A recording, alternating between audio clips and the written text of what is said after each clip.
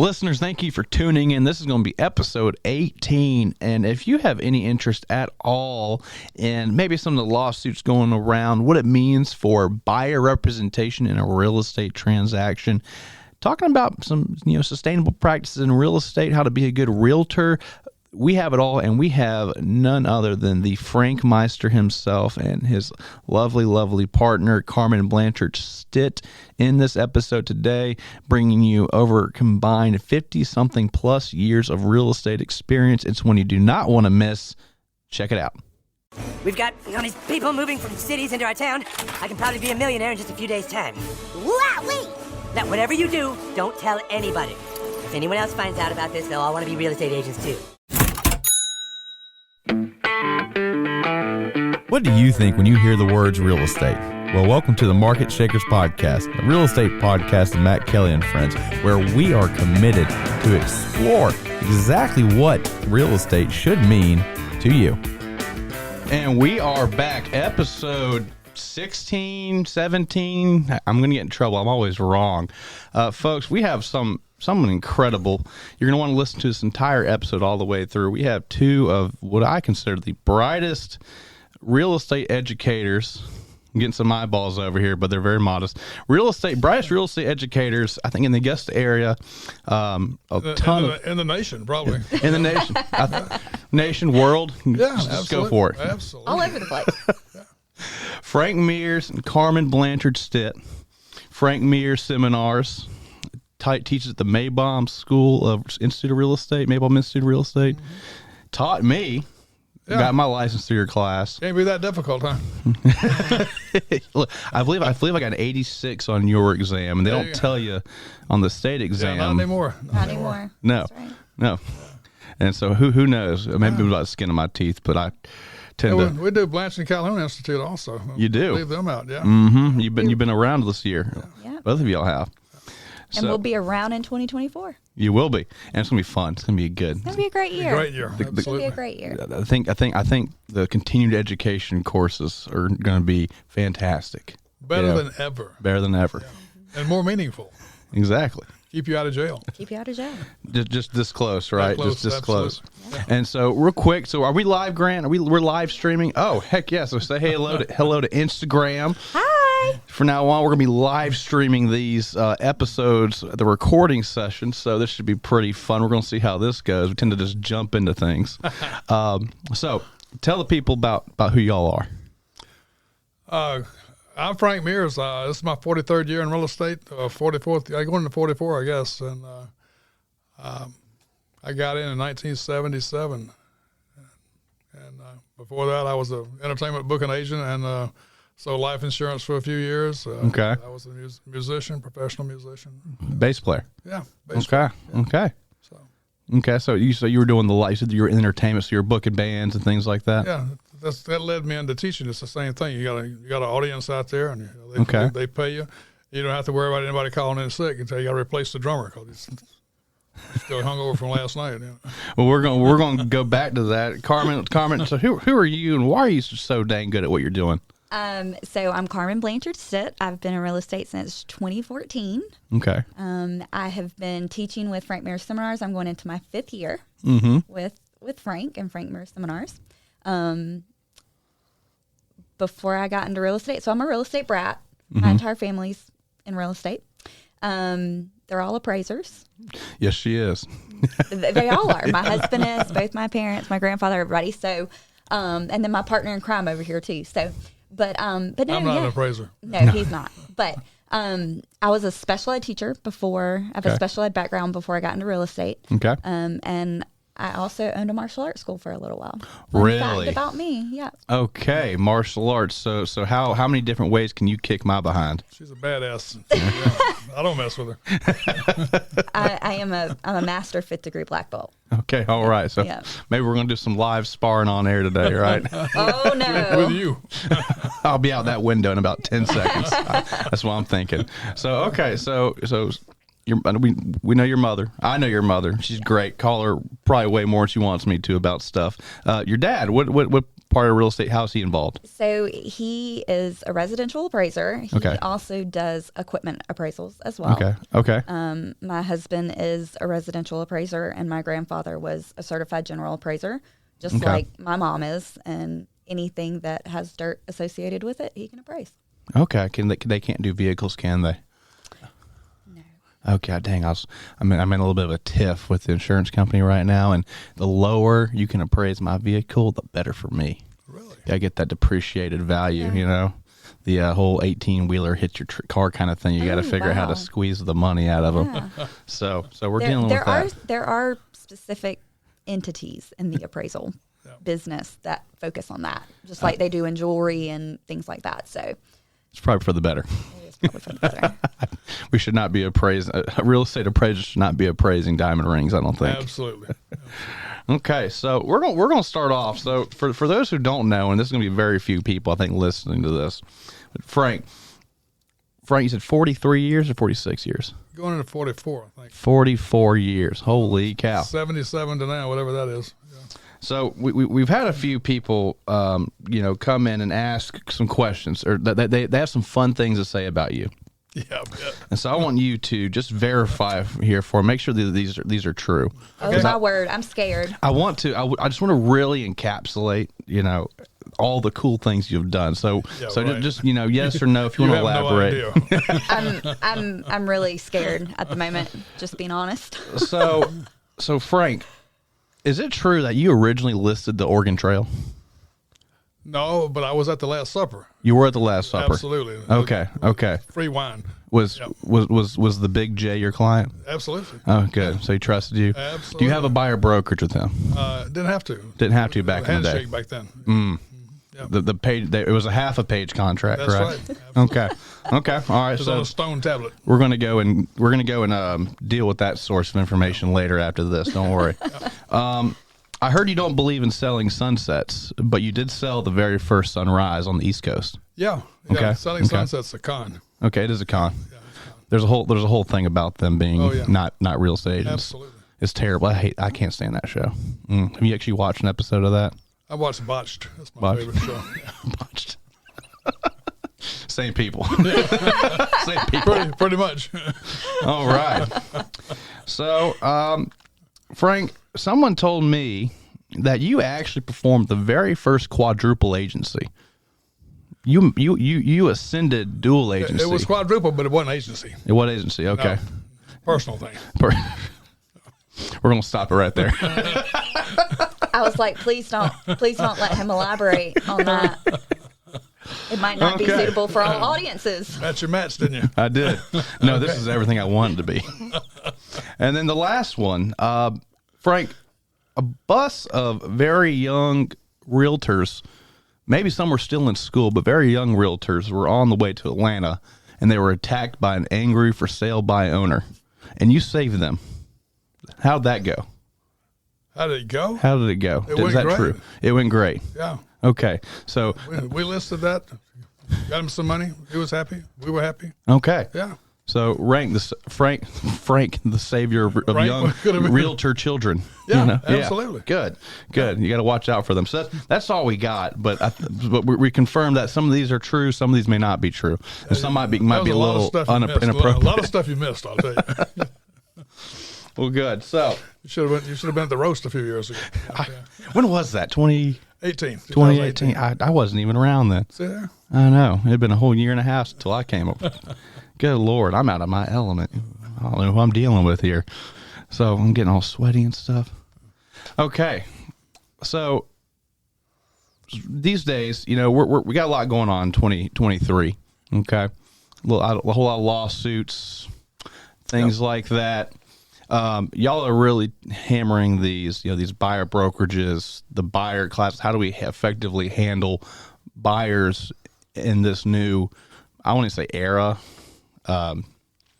There's just a lot of going on, a lot of no official changes, but what are some things that we're preaching, we're teaching right now? What's going on? Well, we just got to wait. We have to teach buyer agency a little bit differently than we have before. Mm-hmm. And I think overall we've been teaching it correctly, but agents have been taking it and not doing it the right way. Agents have been telling buyers that representation doesn't cost them anything, but it does cost them anything. What we forget, and what the lawsuit failed to mention, was that every dime in the transaction comes from the buyer, every penny. So if the seller may be sharing the commission that they're paying, we've been sharing with the buyer's agent, but it's still the buyer's money. Every dime belongs to the buyer. And one thing the lawsuit did not do when there was a jury trial in Missouri, they didn't bring up the fact. Didn't bring any buyers in to testify as to how much help the buyer's agent was to them. The whole premise of the lawsuit was that the buyer's agents really didn't do anything, and the sellers were being forced to pay them, which was driving the price of the house up. And you'll ask any appraiser, they don't appraise a house differently if it's got a commission involved or if it doesn't have a commission involved. But they missed the boat by not bringing buyers in to say, hey, in the past 2 years, if it had not been for buyer's agents, most buyers couldn't even have got a property. Because there was so little property available and so many multiple offers on everything, it was the buyer's agent that busted their butt to actually get the contract through for their buyers. Do you believe everybody needs a realtor or real estate agent? Absolutely. Absolutely. I don't know if everybody. that was directed at me, but absolutely. Not both. Any question is for both of you guys. So y'all just chirp in. Well, there's situations where you don't need one. If you got a very experienced buyer, very experienced seller, and investors sometimes. They can do deals without having an agent, but even investors from time to time are going to seek out an agent to help them find some property. Or to just assist in writing the contract to make sure that the contract's written in a way that both parties in the transaction their interests are protected. Even if you do have an extremely experienced party or parties in the transaction, we know these contracts like the back of our hands, or we should know these contracts like the back of our hand. And the contracts, and the contracts that we use have been written by attorneys. So, they're the legal language that will protect and hold up in court, hopefully. So, even if it's just to help transact the actual transaction, I think it's important. Well, Carmen works with a lot of investors, and they use her. She's got some certain investors she's worked with for years, and they could do it without her, but they choose to use her. Carmen? What do you feel like is your number one value proposition for your investor clients? I'm me. You're me. I'm me. You're you. I'm me. Yeah. She's unique. I'm unique. Yes, I will say that. I'm different. Okay. But I think when I was selling, which I'm not selling anymore, I do have a couple agents that work for me that handle referrals and things like that. But when I was selling, I took every client that I worked with very personally. And so it wasn't me just helping them through the largest financial transaction that they're going to experience in their life, but I actually felt like I was walking through it with them, and that it was like my money. So, the way I felt towards my client is, how would I feel if I were the one in that transaction? How would I want to be treated? How would I want to be spoken to? How many different ways would I want to be given scenarios or, opportunities or, ways to overcome an adversity or something like that. So, one of the Frankisms, we call them Frank. I think you call them Frankisms. Is that right? Am I correct, or am I just pulling that out of my butt? Okay, I think we're just pulling out my butt. Okay, he's the Frank Meister, so you never know. He is the Frank Meister. You never know what he's going to say. Yeah, that's true. Well, one of the things I remember you mentioned was that real estate can be very easy. Real estate's super easy. What makes it difficult? What makes it hard? People are hard. Real estate is easy. People are hard. What do we think about that? Where does that come from? I didn't say it. You did. I just where I was getting it from. I thought you said that one. I always said if you don't list, you don't last. You said that one. That was a Frankism. Yeah. And you also said that the cheapest accountant is a very expensive accountant, or something like that. Get a really good accountant. And then the last, yes. Absolutely. And accountants money. are priceless. Yeah. They really are. Get a CPA. Get a CPA because they know more than most of the Internal Revenue agents do. That's true. It is they true. Do. And if you get audited, they're the ones that are going to talk to the IRS people. My CPA says stay home. You talk too much. Don't leave Yeah. that. Don't leave the Totally house. fine with that. The client gets nervous and talks too much in front of the agent. So my CPA goes for me. There you go. What is David Cruz, if you need to go. what is the probably the single? What's one of your favorite things you kind of learned from a CPA that you've applied throughout your life, or what's something like really good here? Keep good records. Keep good records. Okay. Good records. If you keep good records, if you ever get audited and you got good records, they won't audit you again. Okay. If you don't have the records and you can't back stuff up, they'll audit you every single year. And we've gone through that before. We've been audited. Yeah, I've been audited. Yeah. Oh, yeah, and they don't audit you anymore. Nope. No, this guy's bulletproof. And if they did, David would go for me. There you go. So you pay him for it. He's expensive. That's right. It's worth every penny. They are worth every penny. Every single penny. I use Bates McCutcheon. They Bates keep you McCutcheon. from making big mistakes. You know. Okay. I got receipts. I do. He has receipts from. Going back to the 90s. You know. I know. You I know, know. you've seen them. I've seen them. I have boxes. The writing on the receipt paper has faded and is no longer legible. And I'm like, Franklin, why do we need to keep these? Well, I might need them one day. I'm Never like, know. well, Yeah. statute of limitations has passed. They'll look. I feel like they'll come after you. They can only You know? go back, 5 years unless they suspect fraud. Then they can Right. say we suspect fraud. They go back as far as they want to go. Oh, it's like the opening the door. I got them covered. Foot in the door for them. They just, Yep.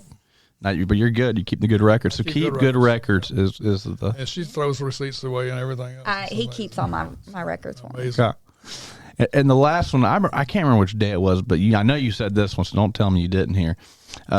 Is going to be, you can make a good living selling real estate, but you get rich owning real estate, Right. buying real Absolutely. estate. Real estate make a good living, but you get rich by owning real estate. Okay, so give me some. Where does that come from?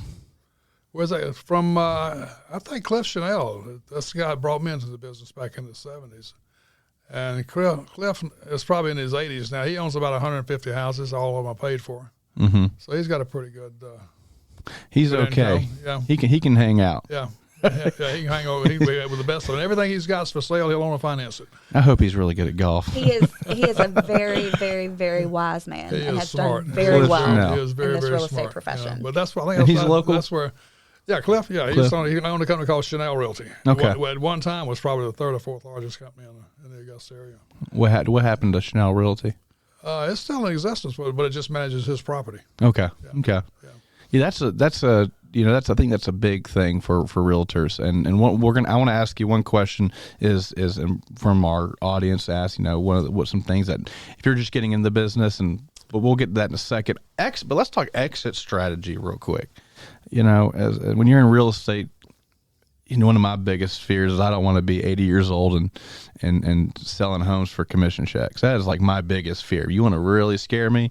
You convince me that that's my trajectory, and I'll figure something else out. So you don't want to live commission check to commission check Oh gosh, no. for your entire life. Yeah, that's to know. No, Good to know. yeah, that's Well, my you get biggest some fear. investment property Right. that'll That's the generate goal. income for you. Yeah. That's the goal. And so you're cooking over here. Good. We got our first flip. We're gonna be putting on the market, and got photos next Wednesday. Exciting. I know. So we're starting that. Got a little partner, and I'm really pumped up. It was a whole nother story. We're not going to go into that story because some cuss words got flown around before we decided to buy it. Those are all real estate terms, Matt. Don't you know? Oh yeah, absolutely. The S, the D, the F, Everything in between. Everything in between. But yeah, we got that done. So, but exit strategy is for real estate. Investing and accumulating a little portfolio. I mean, are there any other ways you can really take advantage of your real estate license? Retire from that commission to commission kind of thing. Even when you retire, you keep your license active. You can refer stuff. Mm-hmm. And if you got a large productive business, by the time you get ready to retire, you'll have a boatload of referral business that should still be coming to you. Mm-hmm. And you refer that out, and you get a referral fee. You don't even have to show any property after that. Just send them out. Yeah. Just send them. Okay. Well, And if you got enough rental property, you don't have to do anything. You just have to manage your own property. And then some people that manage their own property basically will turn a lot of it over. They'll hire people like Cliff.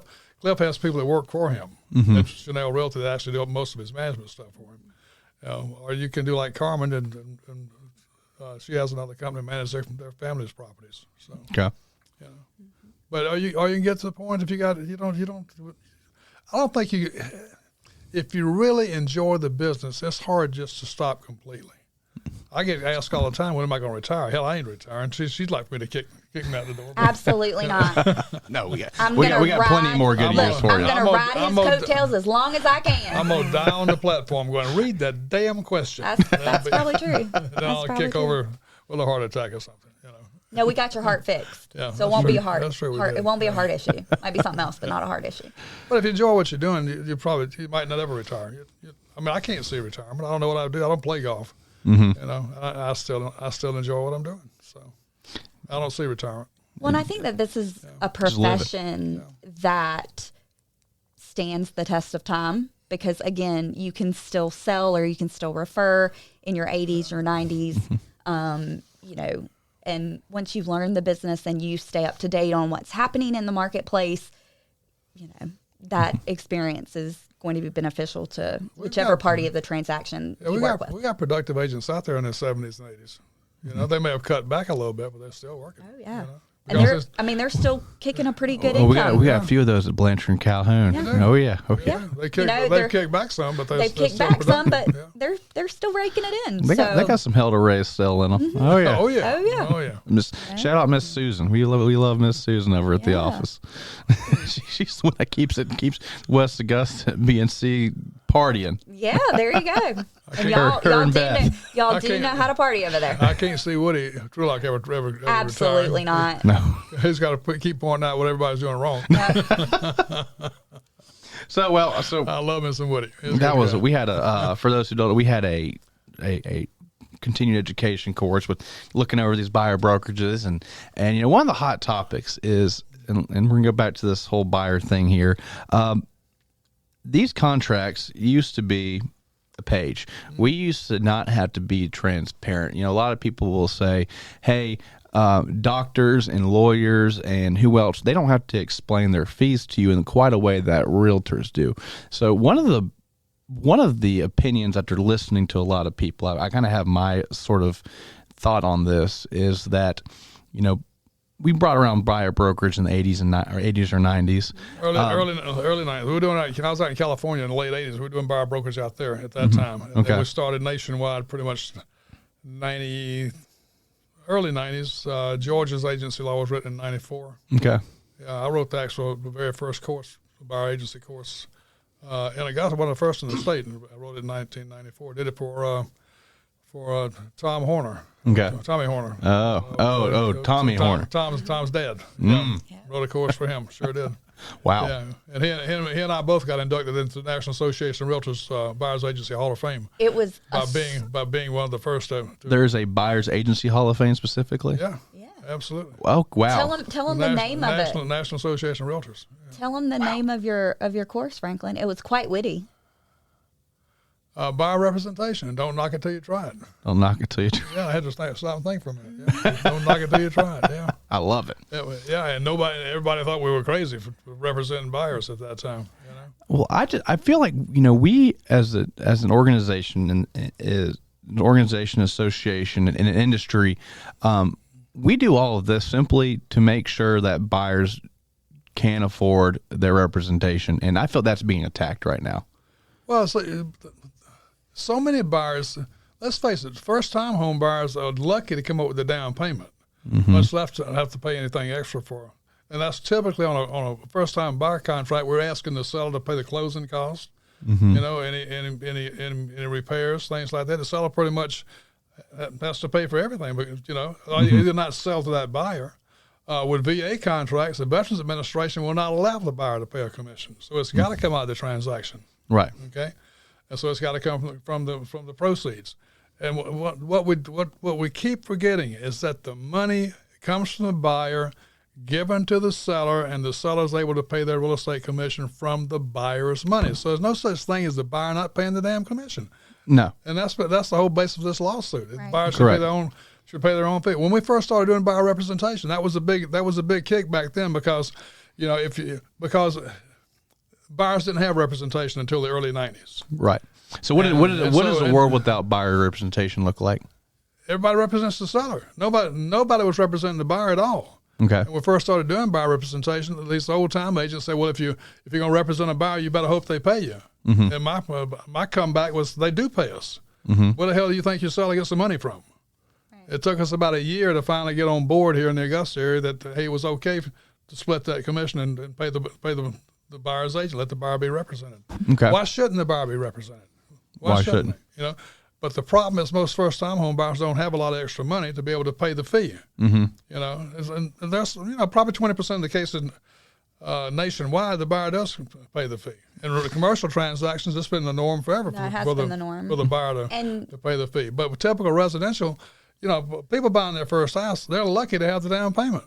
Mm-hmm. You know, and it's much not less have to have another $1,000, $2,000, $3,000 to pay their agent. So it just comes out of the transaction. And it's not uncommon for experienced real estate investors or experienced real estate purchasers to, if they are purchasing a piece of property where the seller is not offering some type of compensation for their representation, it is not uncommon for them to pay their representation directly because they see the value and they understand what their representation brings to the table and how it protects them. It makes a lot of sense for a seller to agree to share some of those commissions to maybe allow this buyer to have representation or to make sure that buyer representation is compensated. And that makes a lot of sense. And what we've had the last few years is the market was so hot for sellers that property's going to sell no matter what. Mm-hmm. So they could be greedy.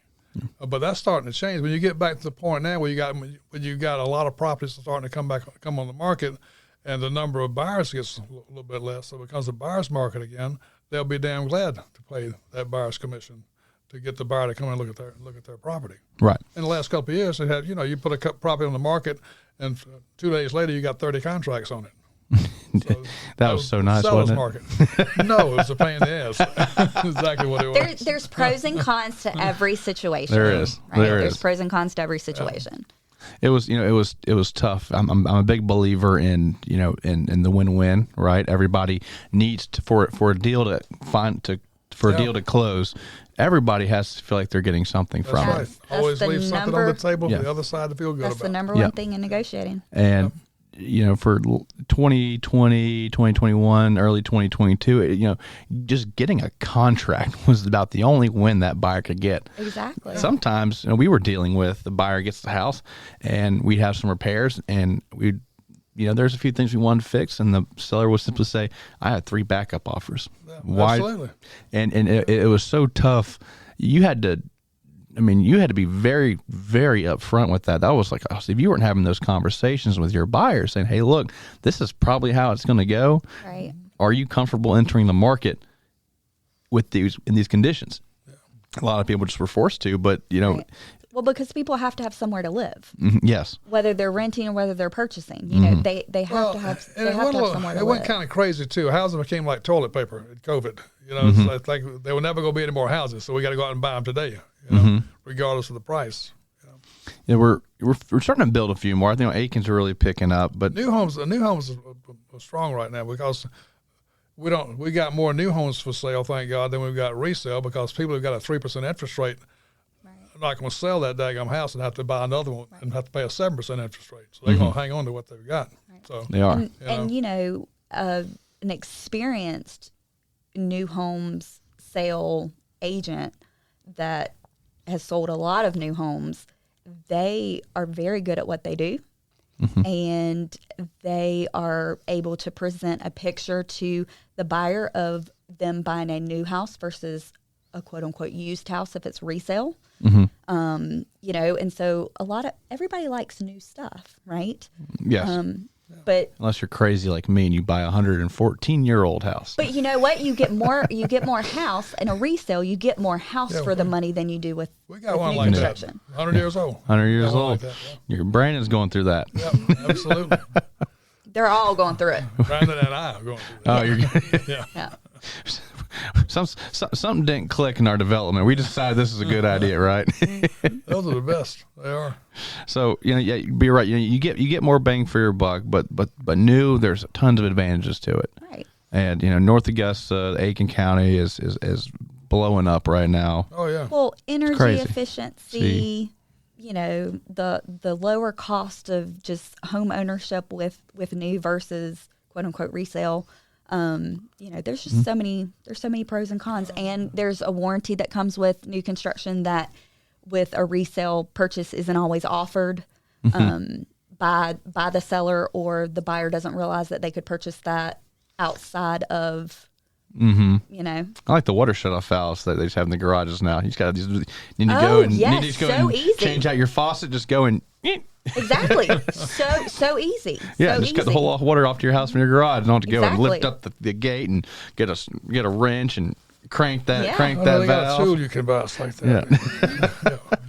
But most of them now, been there, they're done in. that. Oh, Most of them now are in the wall of the garage, and you just pop the plate off, and you can just turn the water off, and then do whatever it is you're going to do, and turn the water back on, and then pop that plate back on. And It's it awesome. it Isn't looks that like it looks like a panel box. I mean, that's essentially what it is, but that's what it looks like. So, But will the house still be standing 100 years from now? we don't know. well, that's the question. That's See, the that question. 100-year-old house still has got real 2x4s and 4x4s in it. It does. Yeah. It does. Yeah. It does. Yeah. Built on 16-inch centers, They shake a little bit more in the wind these days, but that's okay. They're going to stand.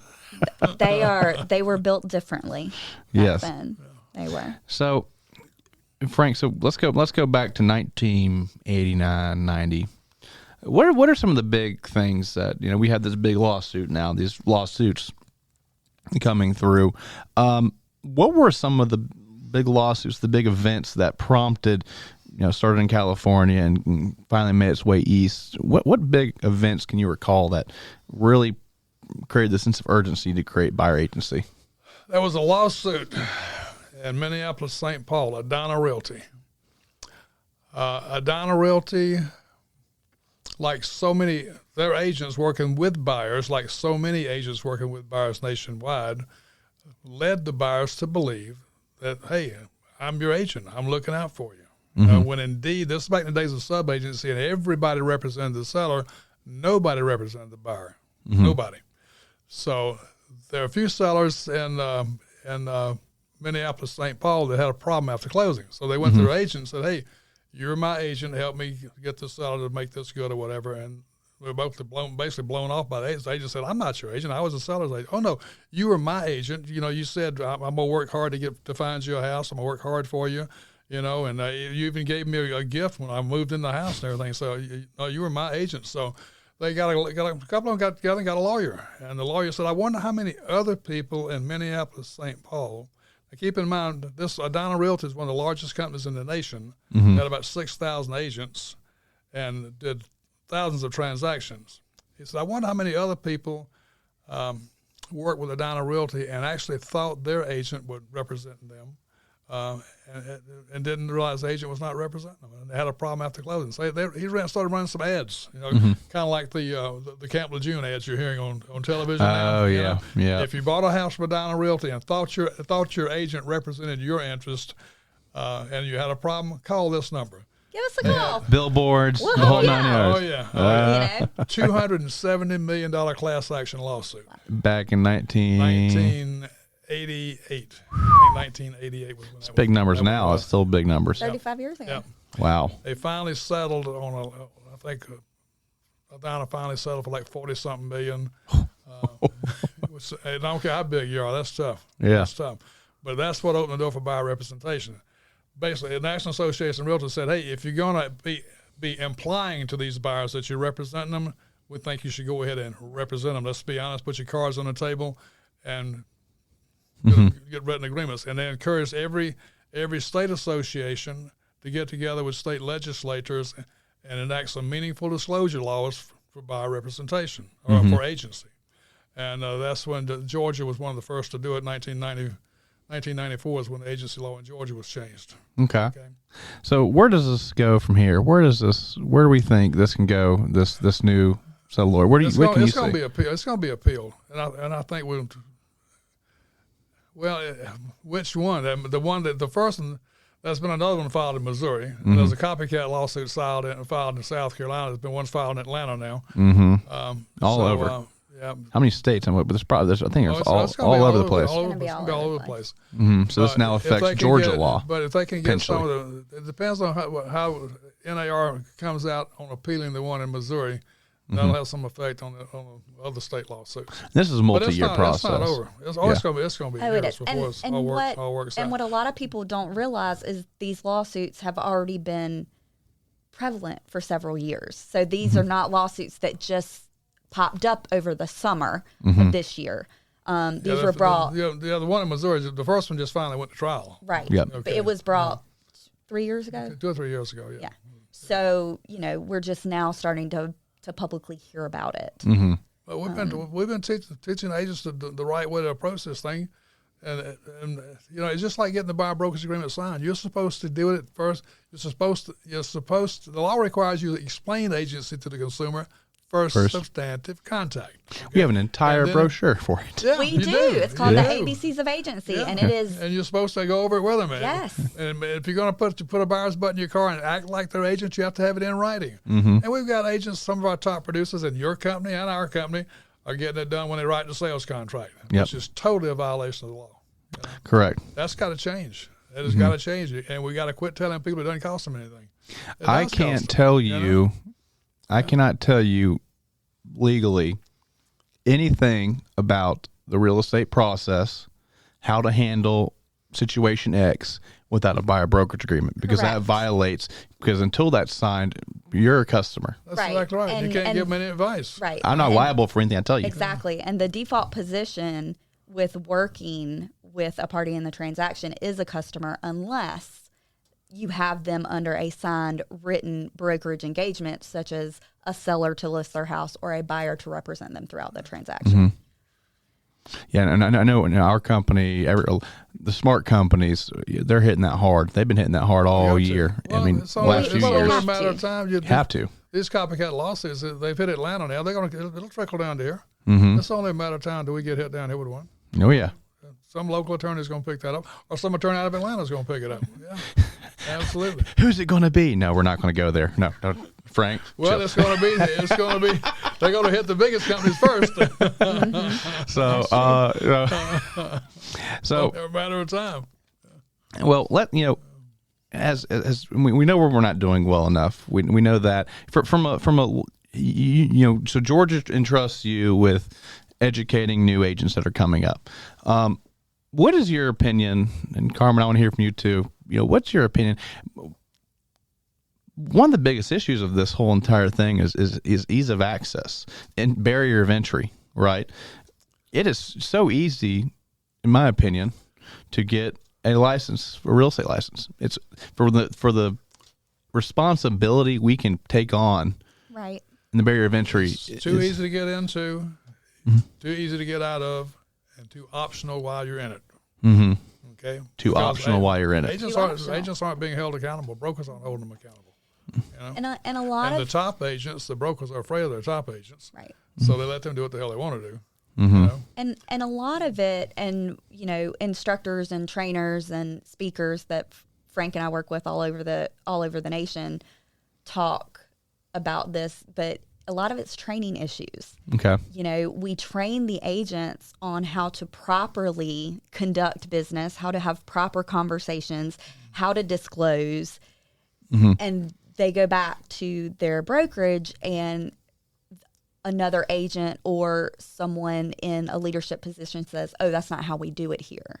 So they're given mixed information. So they're getting the correct information from training, but then when they go to actually apply it into the reality of the real estate market that they're working in, they're being told that it's the problem is they do it. I see these top producers that say, "Oh, I don't get that thing signed until I'm writing the contract," and it's typically the top agents that are doing that, and then the new people are saying, "Well, hell, if so-and-so doesn't do it and they're doing $1 million a year, so why the hell should I do it? I'm going to do it like they do it," which is wrong, but nobody corrects them. But now if they get sued, that might straighten them out a little bit. So they're just suing companies right now. It's going to come down to agents too. It is at some point. I don't want any company to get sued. I don't want any agent to get sued. And so that's one of the reasons that Frank and I have been pushing, just trying to get across to the agents, the agency law and when you need to disclose it and how you need to disclose it and the importance of our contracts and what's written in our contracts and making sure that you can explain everything that's written into the contract to that consumer because they have to know what's in that contract. And just because we've moved into like an electronically or an electronic technical age now doesn't negate the fact that we still have an obligation to make sure that our consumer understands every piece of information that's in that contract that they're signing. Really great contracts. The agents have to read them. They are fun. I mean, these things. Most agents haven't read them. We pay a ton of money. I mean, our dues. And, getting to that too, you make we can talk about the negatives of making it harder to get into real estate. It's the association, the things we fight for in terms of real estate, personal property rights. It's expensive. You create a barrier of entry. You stop that flow in of realtors, right? You do some income restrictions, but for right now, where we sit, in my opinion, is these contracts are actually, they cover a ton of things, and when properly utilized, you as a buyer and a seller have a ton. I mean, all the bases are covered. We love to figure out new things, new problems to create. And I'll say Carmen's this. a voting member of the Forms Committee now. I've been involved with Forms for over 20 years, almost 30 years. So we do have... And everything in there, almost everything in the contracts are as a result of a lawsuit somewhere that somebody filed. And we try to balance it between the interests of buyers and sellers. I think we've done a pretty good job. But you can't write a perfect contract. That's why you have special stipulations that you could put in there for special circumstances. And we have those too. And we've had other states actually approach us over the years to get permission to use our contracts for the basis of their contract. Alabama's done it, Tennessee's done it, and then we've always given permission for them to do it. I hope South Carolina would do it. Like I one say, day. Carmen's on the Forms Committee now. She's a voting member. So being a part of the Georgia Association of Realtors, we as agents, if we're a part of the Georgia Association of Realtors, can volunteer to participate in a Forms Committee meeting every single month. I will be there in January. The only months we don't have them are, what is it, July? I think it's July and November. And November is for members only. But there's 25 voting members of our Forms Committee throughout the state. And I'm one of those 25 voting members for 2023 and 2024. And I can tell you the time, energy, and effort and the conversation. Thank you for your service. Thank you. But the time, energy, and effort and the conversations and the dialogue that we as professionals have about our contracts, what needs to be done, how it needs to be done, why it needs to be done. Well, in theory, this is how it's going to work. But in reality, is it going to work that way? We have a lot of just really important conversations, and not saying that we get it right every time. We're human. But everything that we do is to try to protect the consumer and be able to protect the agent. So, and we have a form pretty much for everything. We do. There's so many forms. There are so many forms. We have a form to request a form. We do have a form to request a form. We have a form to request a form. And, special stipulations. These are additional items that are being added to the contract for the benefit of one party or both parties. We have over 200 of those already pre-written that were written by Seth Weissman, who is the Georgia Association of Realtors legal counsel. So, and he formulates these special stipulations with all the necessary components to make sure that if a contract were to go to court or be in a legal situation, that the special stipulations that our agents are offered and being able to utilize will hold up in court to protect themselves and to also protect the consumer. And so these are valuable resources, very valuable resources. So valuable, underutilized. And our meeting every month is 3 hours. Oh, Lord. 3 hours on Zoom. Well, I need to go block it a little more time for that Probably Zoom call. so. Probably so. But yeah, I will be there in January. I appreciate you bringing that up. Well, So I signed up immediately. You can get on one of the subcommittees too without having to be a member. Oh Lord. And I'll say that too. Where's my wife at? She's my no button. Right. The subcommittees is where most of the work goes. Done, Because we talk about the global issue, and then it goes to a subcommittee, and then the subcommittee figures out how to implement or change or correct or fine tune.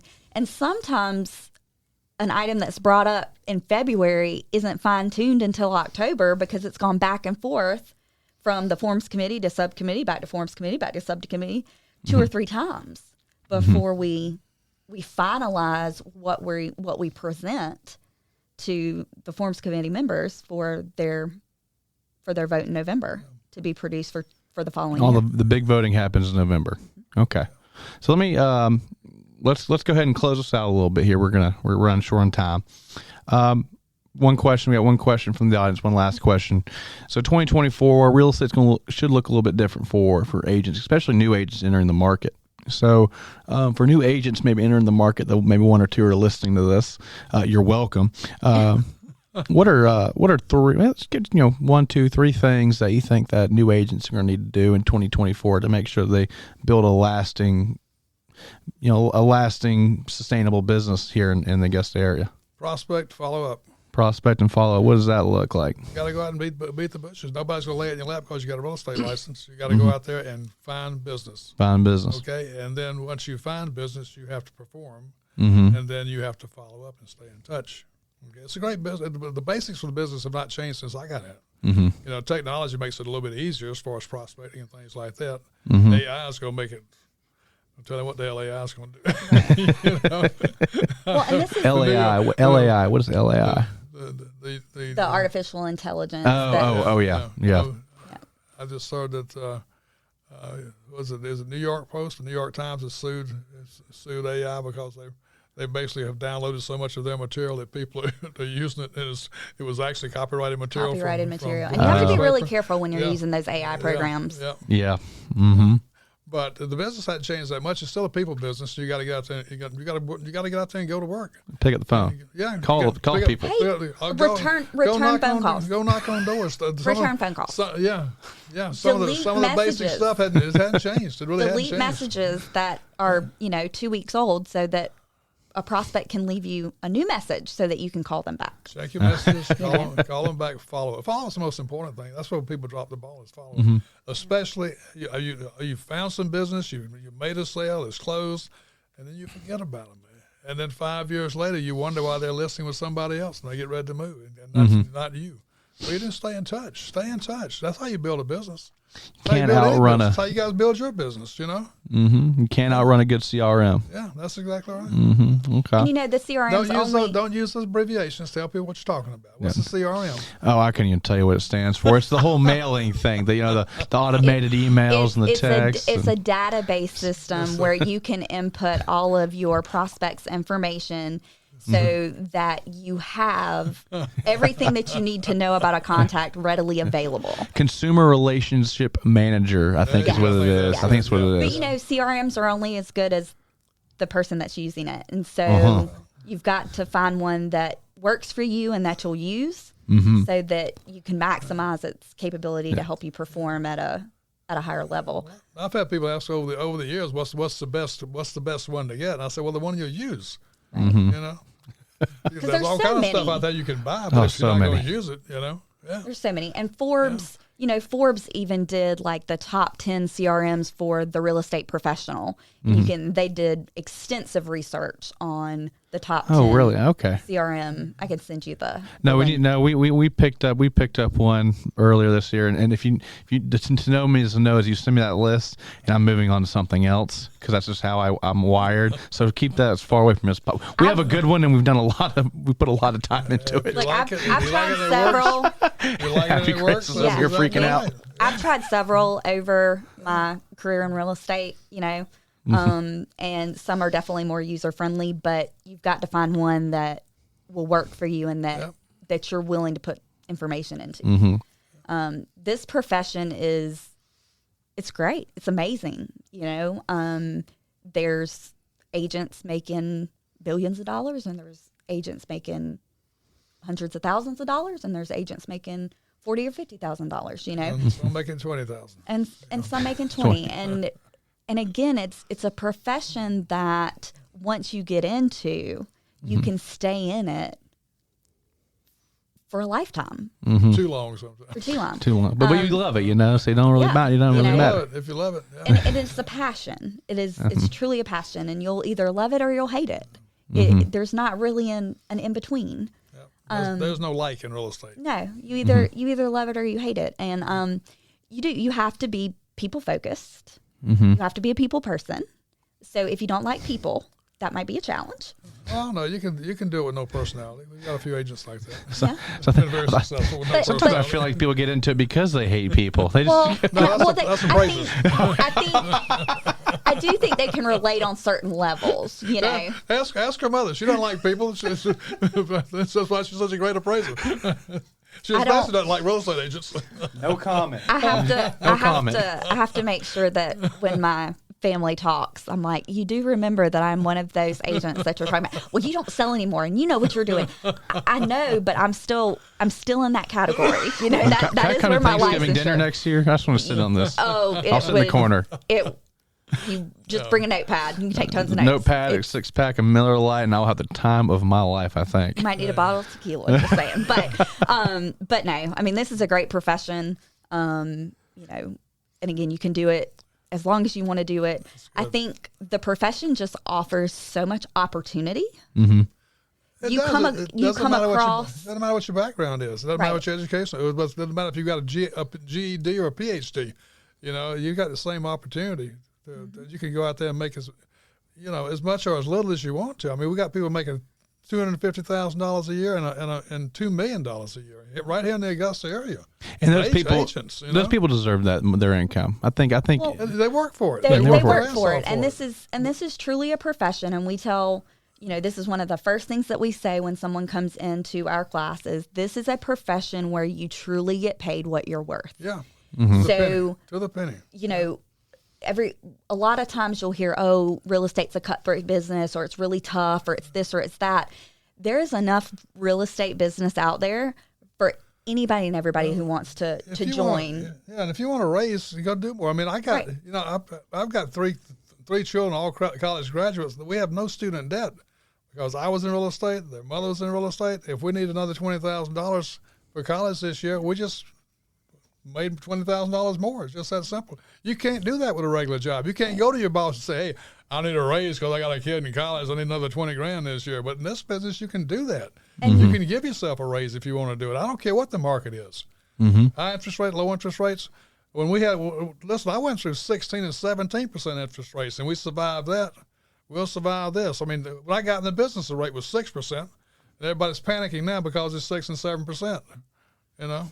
I mean, if you get off your ass and go to work and quit complaining, you'll do just fine. You know, and I think, Matt, you said it earlier. You know, you can make a very good living selling real estate, but you get rich by owning real estate. And by being an active participant in the real estate profession in your marketplace, you can come across opportunities before anybody else does. Yep. And so you're able to capitalize on those opportunities. And you know, owning real estate, there's always going to be a value in real estate. Always going to be a value. There's always going to be a value. There's always going to be a value. Sometimes it's going to be more, and sometimes it's going to be less than others. But you still have a value. People need somewhere to live. So if you have the opportunity for them, they'll take advantage of that. You know, because and we have a shortage of rental inventory. Oh yeah, yes we do.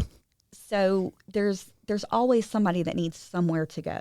And so I think for 2024, it's going to be a year for opportunity. It's going to be a year for stepping out of the box, thinking differently, having different conversations, approaching topics differently. And for real estate agents that are already in the business, stepping away from what they've always done and what's in their comfort zone, and stepping into a little bit of change. And change it's not fun, right? No. It's not fun, but it's necessary. We have to change in order to grow and continue to be viable. Stay away from negative people. Right. Negative people. Oh, gosh. As Zig Ziglar says, you got to change your stinking thinking. Yeah. Change your stinking thinking. I like that. Okay. So, and Carmen, you kind of, that's something to get excited about. All right. It's something to get excited about. There's going to be a lot of change, a lot of opportunity. It's going to be a great year. Yeah, it's going to be I think the interest rates are going to stabilize, come down a little bit. Mm-hmm. So. I hope so. And we know Bidenomics is working.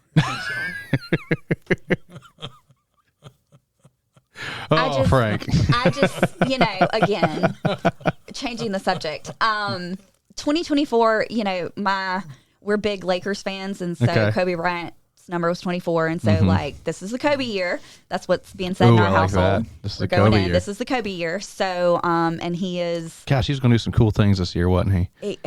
Let me tell you, dang shame. Such an incredible human being. He is dearly missed, but I hate basketball.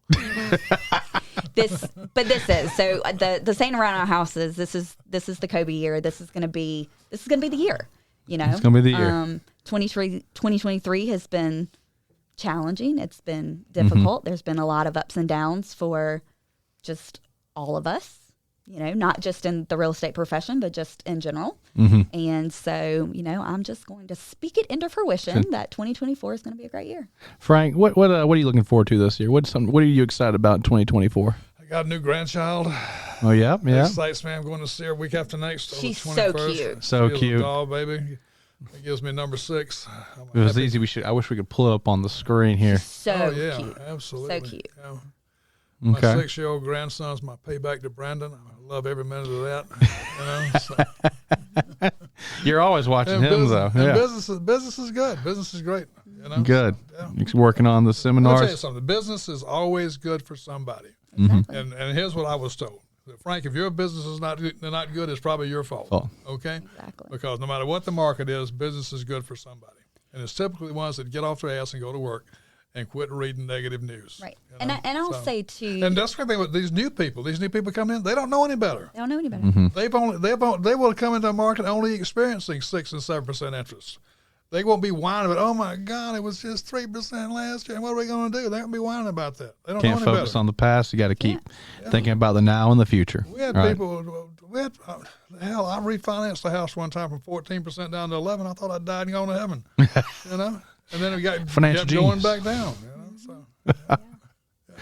Hey, it's not about timing. It's just getting in there and figuring it out. Business is always good. Yeah. Always. I love it. If yours is not good, look in the mirror. Look in the mirror. You'll probably see the reason. Right. Probably slept a little too much. A few too martinis at lunch, right? Maybe so. Maybe so. Save them for the evening. Late evening, once you're done. Don't give her any tequila. Once you're done showing property. Yep. Not before. Not before. Okay, well, good. So, one last thing, Frank, I want to hear this from you, and then we're going to close out. And Carmen, chime in when you have some, because you always have something good to say. You can't shut her up. You hadn't noticed that? I want everybody to know that I have said the least out of the two of us during this podcast. Just saying. We should have a talking timer above both their heads. If I was everybody smarter. in the room is shaking their heads, so you have definitely taken taken the spot from me today. Hard to believe. So let's go to this last Frankism. If you don't list, you don't last. All right. Okay. We're going to end it out on this. So if you don't list, you don't last. Why is that? Because listening to the name of the game is the field of dreams. Okay. If you got the inventory, people have to come to you. Think about that. The most successful agents, the most successful companies are the ones that have the inventory. Okay. If you've got the inventory, it doesn't matter who's got the buyer. If somebody within your company has a buyer, they're going to buy your listing, and you're going to get paid. If somebody with another company has a buyer, you're going to get paid. That's fine. I hear y'all looking around. my butt's vibrating right now. But another company has a buyer. They sell your listing, you're going to get paid. So it doesn't matter who's got the listings. If you've got the inventory, you're going to be successful. And that's the key to this business. If you've got the inventory. And that's the listing agents are ruled for the last couple of years because we had a shortage of inventory. Good, strong listing agents, you put on the market, that's guaranteed income within 60 days. You're going to have a contract within a week or two, and you're going to close it within probably another 3 or 4 weeks. So that's what, if you don't list, you don't last. That's just that's never been more true than now. It's a pipeline with a house.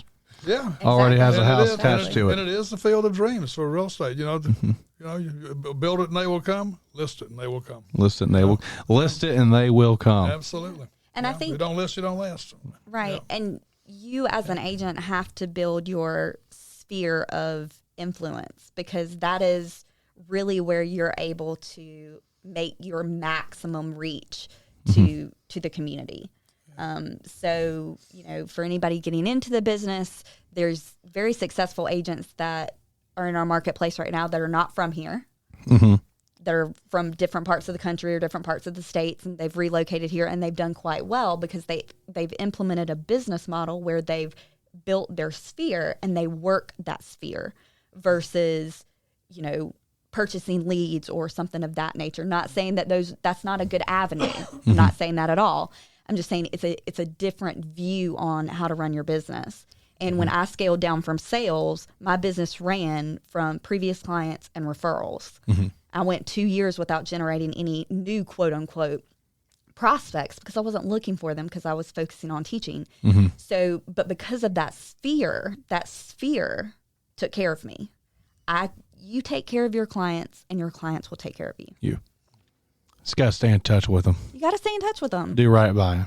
Yeah, do right by them. You call them sometimes. And your mother. Call your mother right. sometimes too. And be honest, and just be honest.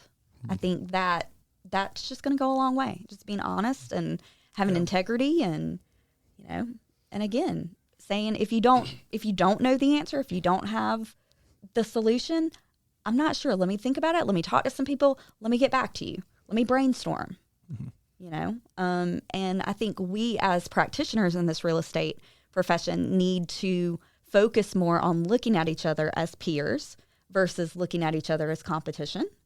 I think we all as practitioners need to realize that whether you're a lender, whether you're an appraiser, whether you're an underwriter, whether you're an agent, whether you're a broker, however you fit into the scenario, home inspector, pest inspector, whoever, we're all in the same boat. We all need to row together, because if we're not rowing together, we're not making any traction forward. And so we as a collective whole, I just really think we have to work together, Absolutely.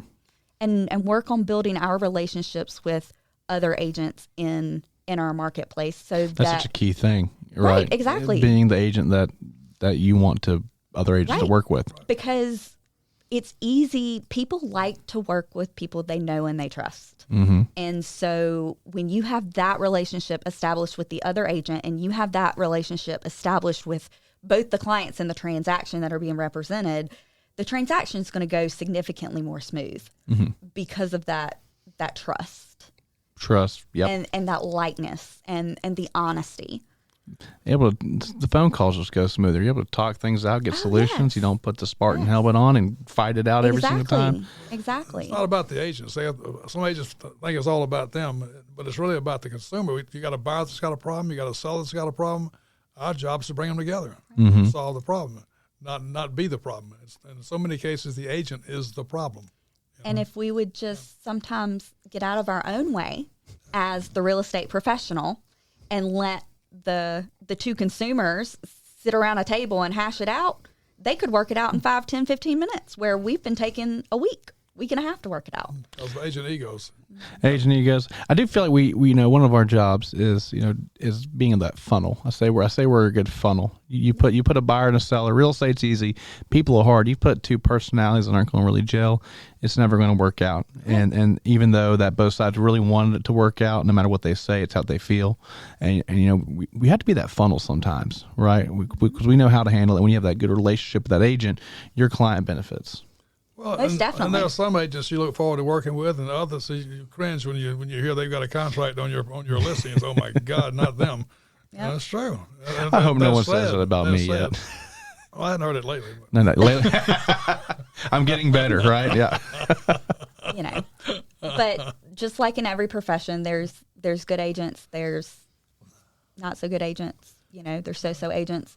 But if you're able to build that relationship with a consumer and you're able to maintain that relationship, they will continue to help your business grow, because anybody and everybody they talk to, if they need a real estate professional, they're going to say, hey, you need to call this person. This is your go-to person. Mm-hmm. You know, and that's how you really make the most of this profession, is that referral business. Boom. Building that client, that sphere of influence. So no matter if you're from here or if you've just relocated here, it's all about work ethic and implementing a business model, and you can be successful. Whether you're 18, 19 years old, some of our top producing agents in this area are, 19, 20, 21, 22, 23 years old. I wish I'd gotten into this when I was 20 years old. Oh, yeah. Right? Absolutely. Absolutely. And then you've got people who've left a job where they've retired and they've got their retirement income and all of that, and they're making six figures in real estate a year. Boom. So there's just so much opportunity. It all goes back to work ethic. It does. And this is as easy as it looks. This is not an easy business. No. Mm-hmm. It's not for everybody. We as agents do more than 180 items for a seller throughout a transaction, from the first moment that they call us and say, hey, we're interested in listing our house with you. Mm-hmm. We have over 105 items that we do for a buyer during a transaction. And we, as a collective body, need to make sure that our consumers have a better understanding of what all we bring to the table and why we are important and why we want to continue to represent them. 180 and 105. Wow. We have a list. Y'all have a list. I've seen the list. Yes. It's true. List. I think NAR's got it on their website. Yes, they do. Mm-hmm. They do. But we'll put the link in the description, because that's actually a really interesting list to think about. You don't even agents don't even think about it, but it's true. Right. Because if you ask most agents, they can name maybe 10, 15, 20 things. But then you're like, but there's so many things that we do behind the scenes that they don't know about, that the consumer doesn't know about. The Orlando Association about 10, 12 years ago published something called What a Realtor Does for You, and they listed at that time over 100 things, almost 200 things that agents do for buyers and sellers at that time. And they made it available to the National Association of REALTORS, so a lot of companies actually adopted that at that time. Wow. But NAR has kind of fine-tuned it as a result of the lawsuit, too, especially to separate things out that we do for buyers. Well, thank you, Orlando. Yeah. And NAR. Orlando started. Yeah. And Frank and I understand there's consumers out there that have had real estate transactions where they do not feel like they were represented to the best of their agent's ability, or they didn't have proper disclosure, or the transaction was really bumpy. It just wasn't smooth and it was difficult. And, but there are so many agents that are so good at what they do. They don't make headlines. They don't make the headlines, but there are so many agents in this profession that truly care about the consumer, truly care about what they're doing, why they're doing it. There's just so many people out there that want to just genuinely help consumers. And so I would just urge, if you've had a negative experience, please, that doesn't reflect on all of us. That's one individual situation or one individual person. And to try to be. Yeah. We need to do a better job policing that too within ourselves. I think it's a big thing. We do 100%. We bitch about people that are doing things wrong, but we don't report them. Don't report them. So be willing to give another shot. Be willing to let another person have an opportunity, because just because you had a negative experience with one professional in the real estate profession doesn't mean that you're going to have that same experience, because there's a ton of us out here that would do anything and everything to make sure our consumers are taken care of. This may be a little broad, but I got another question, so we're going to extend the podcast. One more question. Setting yourself, because I feel like a lot of times, we don't do a good enough job of staying in our own lane, right? We don't do a good job of staying in our own lane, and it leads to that one thing. Typically, it's money is where people really feel it. how do we set ourselves up for not letting those slip through? Even your best agents, you get that evaluation wrong, because we really shouldn't be acting like we're the end all be all with evaluating a property. Right. Your family is going to really agree with that one, right? We're not certified appraisers. We're not lawyers. We're not mortgage lenders. We have to do a good enough job of providing value, but know when to stay in our own lane, right? We have specialized tools to provide to the consumer, whether they are an owner that's wanting to sell, or if they are a purchaser that's wanting to buy. Mm-hmm. And that is what we're good at. Mm-hmm. And that is where we need to put our focus, is helping that consumer from the first substantive contact to the closing. And at the closing, the relationship doesn't end. That's really where the relationship starts to begin, mm-hmm. because that's where the relationship grows. Is from there. Correct. Frank? Well, just put together a good team. You need to have one or two good lenders on your team, good appraisers on your team, mm-hmm. People you can call on, good repair people on your team, home inspectors on your team, that you can refer these people to your clients. And we always say give at least 2 or 3 names. Mm-hmm. Have a booklet ready to go. Yeah, but we have people have a list, a vendor list. Because you're not an appraiser. You're not a home repair person. You're not a home inspector. You can't walk through a house and say, well, everything looks great. You don't know. That's not your job. Same thing with lenders. Okay, pick 1 or 2 good lenders. I got one I like. But pick 1 or 2 good lenders that are going to be available. And I always say don't ever pick a lender that's on salary. Pick a lender that's on commission, just like you are, because if it doesn't close, they don't get paid either. Right. So somebody that's on salary, they're not going to be available to work on Saturday and Sunday. Right. People that on commission, they work Saturday and Sunday. Yes, they do, except during football season. Or they'll work. When those Georgia games are on. During commercials or during breaks or halftime or whatever. I got 15 minutes. Hurry up. But one of the best agents I ever worked with years ago, Carolyn Gardner, who just passed away this last year, was with Blanchard and Calhoun. But Carolyn. Mm-hmm. She was the best at saying, she'd tell us, when they'd ask her about financing and things like that, she said, look, my job is to find you the house. I have other people to help you with the loan. Exactly. I have other people to help you with closing. I have other people to help you with the home inspection. My job is to help you find the house, and then I have other people I'll refer you to for that. And she stayed in her lane. It was great. And she was a very successful agent. At one time, she was the #1 agent in Augusta for years, until she finally kicked back and retired some years ago. Kick the feet up on the desk. Oh, yes. Yeah. Oh, one of these days. Yep. One of these days. long time from now. Yep.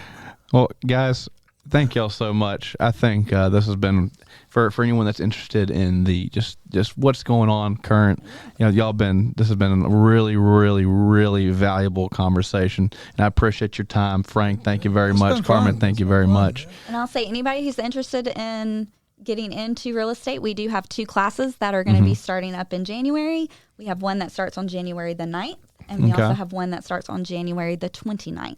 Where will those be at, and how do I get that information? So January 9th? January 9th is at Maybaum, and January 29th is at Blanchard and Calhoun. Okay. Both of those classrooms are located in the Evans area, very easy to find. Yes. The class schedules or the time frames of the classes, we can send all that information to an individual via email, or you can go on either the Maybaum or the Blanchard and Calhoun websites, and you'll be able to pull up those classes. You can email Carmen at frankmears.com. Yep. Carmen at frankmears.com. CARMEN and for you licensed agents, we've got a broker class starting January the 5th, which is next week. That's always a fun one, too. Yeah. Yes. Yeah, if you want to get your associate broker's license, let us know. We got you from the cradle to the grave. Great. I love it. Well, y'all, that's a wrap. Thank you so much. And we're done. And this has been another episode of the Market Shakers Podcast. If you like what you heard, please subscribe on the platform of your choice, and do not forget to leave us a 5-star review. Once again, we'd like to thank all of our guests, and we'll see you next time. Thanks for listening.